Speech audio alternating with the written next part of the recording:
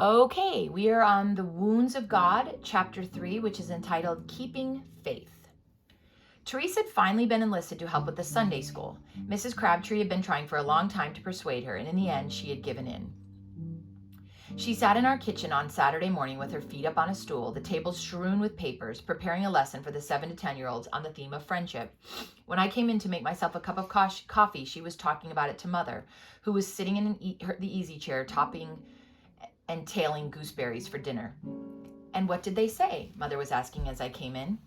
Lillian says a friend is someone who is always there when you need them. Daddy said a friend is someone you can trust. Suzanne said a friend is someone who likes you. I've got down here. A friend is someone you like being with. I can't remember who said that. Joe Couchman said a friend is someone who always understands. Beth said a friend is someone you know. Mary said a friend is someone you play with. Did you ask Melissa? No, not yet. I'm asking everybody for my Sunday school thing. Lisa, what do you think a friend is? What do you say? A friend is crumbs. Let me think, said Melissa. Someone who sticks by you, I think. Someone who won't let you down. That's good. Thanks. Make me a cup of coffee too, will you? Oh, Mother, you haven't said. What do you think a friend is? Mother frowned thoughtfully and carried on nipping the little stalks off her gooseberries without replying. She said eventually, well, I've had friends who disappointed me. Sometimes even the ones who loved me have let me down and not understood and betrayed my trust. That's only human nature, isn't it? I dare say I've done as much to them. No, I would say I learned it from a story great-grandmother Melissa told me. I would say that because we all have our failings and weaknesses, because each of us is only a human, a friend, a good friend, is someone who helps you to persevere. What? Said Therese. Yeah, a friend is someone who helps you to persevere. When the going gets tough and you're on the point of jacking it all in, by the time you reach my age, Therese, you'll be able to look back lots of times when you nearly gave up and walked away from a difficult situation. And the people you will remember with thanks and love are the ones who helped you in those moments to persevere. Okay, I've got it. Don't preach a sermon to me, Mother, said Therese. A friend is someone who helps you to persevere. I bet they won't even know what persevere means. Well, if they don't, said Mother dryly, it's time they learned. It'll come in handy. She finished her gooseberries and took them to the sink to wash. What's the story then, Mother? Here's your coffee, Therese. Mother looked over her shoulder at me and smiled. Come for a walk after dinner up onto the hill, and I'll tell you the story. There's not time now, and anyway, I've got to make this pudding, which needs thinking about, because I've never made it before. It was a warm, lazy day, and Cecily fell asleep after dinner. Somebody needed to stay at home and mind her, and Daddy wanted to read the paper, so he was very glad of the excuse she gave him to stay home. Mary and Beth went along the road to play in a neighbor's sandpit, and Therese was still struggling with her Sunday school lesson for the following day. Looks like it's just you and me then, Melissa, Mother said after the dinner things had been washed up. Do you still want to do? Of course I do. I've been waiting for that story since before dinner. We took the dog and set off up the hill to where our road forked. Leaving the houses behind, we took the left-handed fork and followed the narrow, unmade track to the heath at the top. What that is, the heath, Heath. It was a clear, warm day, and the breeze smelled of the sea. After 5 minutes walking, the sound of traffic was no more than a hum in the distance. We were in a place of seagulls and gorse, rabbits and sea pinking among the rocks and wiry grass. And I don't know what gorse is either, Gorse. We walked in silence up the hill. It was steep enough that you needed your breath for climbing and had none to spare for talking. Our dog ran ahead of us, his tail curled over his back, a flag of happiness. He trotted in zigzags, his nose snuffing the track of rabbits along the ground. As we breasted the rise of the hill, Mother paused to get her breath back and look out over the sea. The other side of the hill fell away sharply from the plateau of gorse and turf on the top, a cliff face that dropped down to the seashore. From where we stood, we could see for miles. On the one side of the pebbly beach lay below, where the fishing boats were drawn up and their nets spread to dry near the wooden shacks where the fishermen sold their catch. On the other side spread the patchwork of allotments and the parish church and the winding terraces of houses that clung to the hillside. Let's sit down here for a while, Mother puffed. I'm still too full of dinner and it's too hot to walk far. We sat down on the grass near the gorse bushes at the cliff's edge. Mother reclined on her elbow, shaking back her mane of hair. I noticed for the first time that it had strands of gray in it here and there. The story, I prompted. Oh, just a minute. Let me get my breath back. We sat there for a while, listening to the long pull of the surf and the cry of the gulls overhead, watching the bees visiting the gorse flowers, industrious and content. And then she began her story. John, what is gorse? Gorse? It's like a spiny plant like a blackberry. It's a spiny plant like a blackberry. There you go. Brother Francis finished off the little red dragon he had painted at the foot of the page. He had intended it to glower at the reader with an intimidating scowl from the margin of Psalm 102. For my days are consumed away like smoke, and my bones are burnt up as if it were with a firebrand. Francis looked doubtfully at his dragon, a perky little beast with an endearingly quizzical expression on his face. He didn't understand why Brother Theodore's illuminations reflected the passion and loveliness of the sacred text. But his own always managed to introduce a note of unseemly comedy. The problem was not restricted to the art of manuscript illumination either. Since first he had entered the community, Brother Francis's irrepressible cheerfulness had caused consternation to Father Matthew, the master of novices, who took his responsibility of watching over their souls with a seriousness bordering on obsession. I must answer for them before God, he said earnestly to Father Peregrine. I must account for them on the judgment day. And how I shall account for Brother Theodore and Brother Thomas and Brother Francis, I do not know. I have rebuked them, exhorted them. Brethren, be sober, be vigilant, because your adversary the devil goeth about as a roaring lion, seeking whom he may devour. And Brother Francis says to me, yes, Father Matthew, as if butter wouldn't melt in his mouth, but there is a twinkle in his eye, and I can't get rid of it. Father Peregrine hoped desperately that there was no such damning twinkle in his own eye, and did his best to adopt a suitably grave expression. But he couldn't be sure. The thing that was worrying Father Matthew above all else about Brother Francis was the way he walked. Have you seen him, Father? He demanded of Peregrine, shaking his head in bewildered sorrow. He crosses the cloister with a step that is as merry and light as a Franciscan friar. It's not dignified, it's not edifying, it's not right. He has a naturally sunny temperament, that's all, Father Peregrine consoled his novice master, and I'm glad he's happy here. But he shouldn't be so happy, that's just it. He should be reflecting on his sins and the awesome judgment of God. He came here to live a life of penance and prayer, not to enjoy himself. And does he not pray? Yes, indeed. I have no complaints of his diligence in prayer or in work. On the contrary, but the more he prays, the worse he gets. Peregrine bent his head in an attempt to disguise the smile that tugged at the corners of his mouth. I think, Father Matthew, you worry yourself unnecessarily, he said finally. Your conscientious vigilance will save him from much levity and much mirth, I am sure. Father Matthew looked at his abbot with a glimmer of hope in his troubled eyes. Do you really think it might? I'm sure of it, Peregrine replied solemnly, but there was something in his manner that caused a faintly suspicious look to cross the novice master's face. You don't think I'm too hard on the novices, Father? Well, now and again, maybe, said Peregrine gently. But all their souls, their young souls that are constantly tempted to sin. Father Matthew leaned forward in his chair, his eyes glowing like coals. Yes, I know. It's not easy, Peregrine nodded sympathetically. We all respect your devotion to God and to your duty, Father, but don't lose too much sleep over Brother Francis. I think his vocation is secure enough.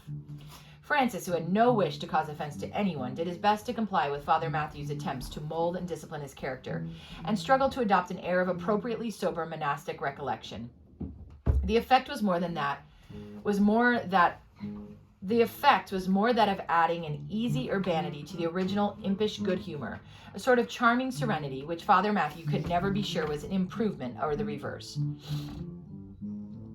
Brother Clement, an artist and a scholar in whose charge were the library and the scriptorium, had no fears for Francis's soul, but was frustrated by his manuscript illumination. He looked in vexation at Francis's alert and interested little dragon. Brother, the text you have copied well enough. Your hand is not excellent, but it will do. It is passable. But this, have you read the thing you are illuminating? Your purpose is to illuminate, not to obscure the text. Here, where the psalmist says, and he reads in Latin, do you know what this means? My heart is smitten down and withered like grass, so that I forget to eat. He goes on, I lie awake and moan. The man is in pain, Brother Francis, not in a fairyland. Francis looked chastened. I know, he admitted. I didn't mean to look like that. It was supposed to look threatening. I could do its eyebrows a bit blacker after the midday meal, perhaps. But the dragon was spared his cosmetic surgery because after the midday meal, Brother Dominic, the guest master, waylaid Brother Clement.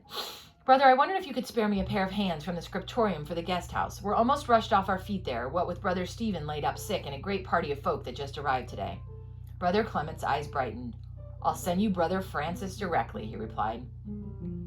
That evening, the visitors from the guest house dined with Father Peregrine, as was customary. There was one or two traveling south to Canterbury on pilgrimage, and a family who were passing through and had asked hospitality and help because one of their horses had gone badly lame. There were two little children in the family who had been left tucked up asleep in the guest house, but the mother and father and their two older children supped with the abbot. Their eldest was a girl of 16, Lynette, a vivacious, pretty girl with dark brown eyes and rosy cheeks. She had glossy black hair, which was coiled demurely in a net, but wisps of it escaped to curl on her neck and brow. Her brother, 4 years her junior, excited and proud to be included in adult company, sat beside her, and they chatted happily to Brother Edward, who was seated opposite them. "You're all settled in, then, and comfortable over the way?" he asked them kindly. "The brothers are still looking after you, I hope." "Oh, yes," Lynette smiled at Brother Edward, causing 2 delightful dimples to appear in her rosy cheeks. "Oh, yes, Brother Francis has been looking after us. He's made us very welcome. I like him. He makes me laugh. He's got a lovely smile, like sunlight dancing on the water." Turning her head to speak to her brother, she did not see the look Brother Edward exchanged with Father Peregrine. As Compline ended that evening and the brothers in silence filed out of the chapel, the abbot stretched out a hand to detain his novice master. "A word with you, Father Matthew. Have you sent Brother Francis to work in the guest house?" Father Matthew looked surprised. "No, Father, but Brother Clement may have done so. They are very short there now, just with Brother Stephen sick. No, I never send any novices to work among the guests. As you know, such worldly contacts do them no good. Is there anyone else who could go instead? One of the older brothers?" "Well," Father Matthew looked thoughtful, "there's Brother Dennis. He's usually helping Brother Mark with the bees just now, but maybe—" "The bees?" the abbot interrupted him. "That would do admirably. Brother Dennis can go and help out in the guest house, and Brother Francis can help Brother Mark with the bees." Father Matthew looked doubtful. "Brother Mark is very particular about his bees, Father. He won't let any of the novices but Brother Cormac near them normally. He says the others don't know how to talk to them. Brother Cormac can handle them barehanded without veiling his face. They like him, but the others get stung."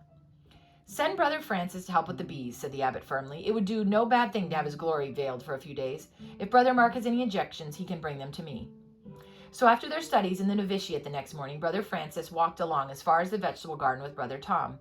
Tom worked in the vegetable patch, which lay between the abbey buildings and the orchard. The orchard was the bees' kingdom.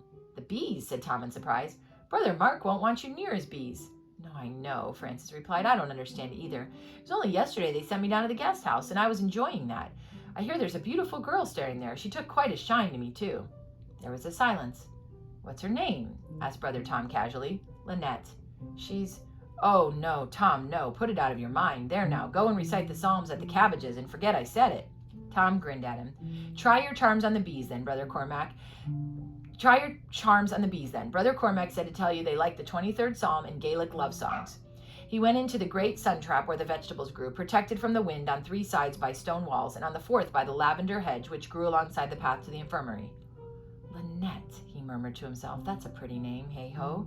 Those were the days." "Ah, brother, there you are." Brother Paulinus came hobbling up the path, elderly and arthritic, a small, tough, sinewy man whose brown eyes were bright in his weathered face. A gnome. No, a robin, thought Tom. "Brother, we've a party of guests in the guest house, and that means horses. Would you take the handcart down to the stables and see what they've got for us, please? I want some muck for my vegetables before Brother Fidelis has it all for his roses. Bring it down this way when you return, and I'll show you where to take the new heap.